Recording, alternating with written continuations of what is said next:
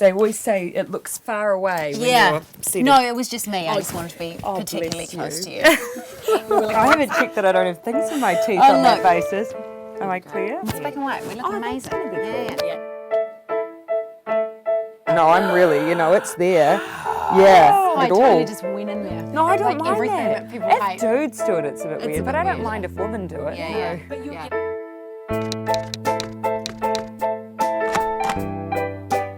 My full name is Jacinda Ardern. I am the Prime Minister of New Zealand. My name is Virginia Claire Butler. It's a great name. It's Wigmore, but it's Butler. I'm a musician, a songwriter, kind of anything. Throw my hands at. My first job that I ever remember wanting to do, I remember it because I went home and wrote it in my little diary. Yes, I was very small. I was at primary school. I thought I wanted to be a clown because a clown came to school and made everyone laugh, and he gave me an animal balloon, and I just thought it was the greatest. And I thought, I want to make people happy too. Then it was policewoman, psychologist. I certainly didn't think I would be a Prime Minister. I always wanted to help people. Everything was about helping people. That's cool. I wanted to be a teacher. I wanted to be a primary school teacher, yeah. Why did you never want to be a musician? Because it just seemed like so far away. Yes. Like, from New Zealand, it's just like, that's like what the Rolling Stones do. Yeah. And what people That's what I thought about politics. Right. I feel quite alienated from politics at the best of times. Yes. You're kind of, maybe without even knowing it, your style is so...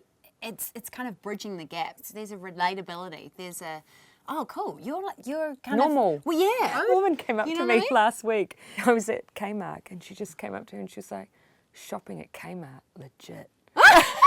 And then just walked away. She did nothing else, and she just walked away. That's so cool. That's a Kiwi thing as well. I mean, you'd be exactly the same. You still go to the supermarket and do normal things. Of course. But I really treasure that about New Zealand. Yeah. Because that's who we are. I still worry a little bit, though, that next generation might still have that sense of distance. It might be, I see that person and maybe they're a bit closer to being like me, but that still won't be me. I go into schools, you ask a group of girls what they want to do when they leave, and then you say, okay, but what do you actually think you're going to do? Yeah. They'll always have two things, Wow. by and large. There's this, actually, I'll probably do this other thing. If any country can get through that and put within reach to these young girls, it would be us, because we've got 2 degrees of separation. It shouldn't take much for you to get contact with someone with gin or, you just roll down to Kmart on a Saturday and I'll meet you in the maternity pants section.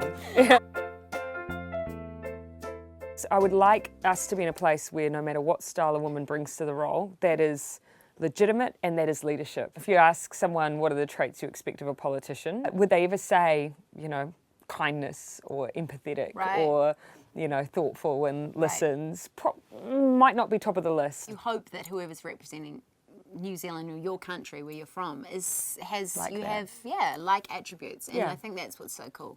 Sometimes I write Prime Minister next to my name too, just for fun. You know what I mean? Just home I time. can tell you, even when you have that kind of role or title, you can still not feel that way. I bet there'll be days where you just don't feel that way. Oh yeah, you just don't feel like you've done anything except like high school. You revert back to being a high school student. I hope this boils down to us talking about women's self-worth. In workplaces and things, there has been this habit of women to have to really feel the sense that they had to work really hard and fight really hard to get where they are. And then they feel this sense of competition amongst other women. This is why I wanted to do Girl Gang. First of all, we have the capacity to love everything. We don't have to pick sides. We don't have to be pitted against each other. And that's what I got so tired of seeing. It's a vicious circle because you get judged. And Marilyn Waring, this amazing politician in the 70s, and she said there's 2 types of women in this world. They're ones who fight so hard to get where they're going. They shove their foot in the door and they pull through as many women as they can, and there are others who pull their foot out and close it shut. I just think if we can all be women who put our foot in the door, then that would make a huge difference. Jacinda, if you got to make up a girl gang, who would be in your girl gang? Do they all have to be alive? No, dead or alive. How many am I allowed? Oh, let's say 3. Okay, it's going to be a little bit unusual. It's going to be really unusual. It's going to be Helen.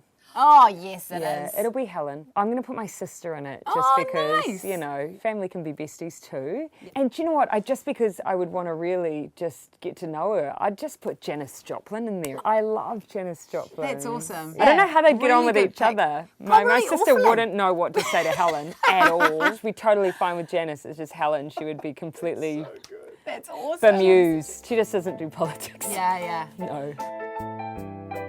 Well, I'd gotten in a big fight. I don't know what all my relationships are rocky at best. And I love it that way. So we'd had a little argument, and then I was like, you know what? I'm always fighting with him. I must be pregnant. I'm overly emotional at the moment. So I went down to the old CVS, got a couple sticks because I thought I probably won't believe the first one. Did it, pregnant, and then thought, great, I'll call him on the phone. We'll totally diffuse the whole argument. It's quite a short-term way short. of dealing It with a was- situation. I'm all about short term. Because the next time, what do you do? Quick fix. I was in Wellington and Clark was in Northland and he was doing his fishing show. And I'd called him and we'd had a little bit of an argument about whether or not he was going to be able to get to Wellington for the announcement of who was going to form the government. Oh, And wow. so he was- Major. Yeah, God, so I think I- we were arguing over like who brought home the wrong milk. Yeah. Later on in the evening, when I got the result of my test, I thought, oh my word, I'm going to have to call him back. And I called him back and he was kind of exasperated because I just got off the phone to him and he was surrounded by his whole film crew. And so we went into a toilet. So I was in like a rent-a-batch in a toilet when I told him. So I was in the middle of coalition negotiations. It wasn't the most serene of periods in my life. So No, a little bit hectic. yeah, it was just, this is happening, you've got to make it all work. Probably what I worry about more is the impact of my career on whether or not I'm doing this bit properly. Yeah. Whether I'm growing a human well. Yeah, and you're pregnant. You kind of know that something's cooking Yeah. crazy down there, but you're still all, you know, everything else isn't changing. So you're still just as driven and wanting to do all the things. I mean, I was working it right up till, like, when was it, Han? Like a week or something before giving birth? That didn't change. Yeah. Your brain doesn't change. Yeah. You're just like extra tired and hungry. And I had morning sickness. You had morning It sickness, was you terrible. poor love. 16 weeks of it, it was terrible. I just wanted to throw up all of the time. When you have the baby, you just get like this amazing, like, forget everything thing. Yeah. Become like a goldfish. Which was because women wouldn't keep having children. No way. Exactly. The goldfish thing is fantastic. You need to start on that one. Okay, I just think I'll let briefly you about think. that. I'd have to say Mum told me, be honest with yourself. When she told me that, I was like, Mum, it's a little bit like cliche, everybody said that. But she was like, no, but it's really very true. If you're honest with yourself and you lead with intuition, for the most part, you can figure out what doesn't feel right, what's good for you, what's right and wrong, what's good for others. Intuition thing is so important. Yeah, I think so too. Not everyone has it, so if No. you've got it, I think you should feel very, very lucky. Yeah. Do you think that though? Or do you think people just go, you know what, I'm going to have something Either in that the or some way people of have it and they're just really bad at listening to it. and listening to it. I think it takes a little bit of courage to listen to your intuition though. One of my early meetings, I got booed. And it's quite hard when you're standing at the front of a meeting and everyone boos you, even if you really believe in what you're talking about. Yeah. And I was telling another politician about this. I remember he said to me, if you're standing in a room and at any given time, 50% of the room isn't disagreeing with you, you're probably not saying anything.